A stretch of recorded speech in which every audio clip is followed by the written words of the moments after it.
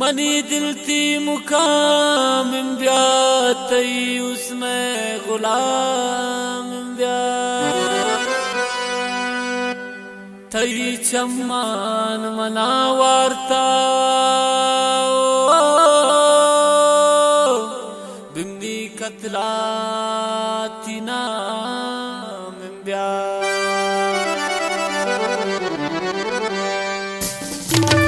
शायरीन गुमा मैं दोस्त इमरा सैयद तनवीर खान नोटिजी के महफिल इब्राहिम द्वारा फरमाइश जलील ज़ेब शाह सोली सबीर शाह आगा समीर सैयद नसीब शाह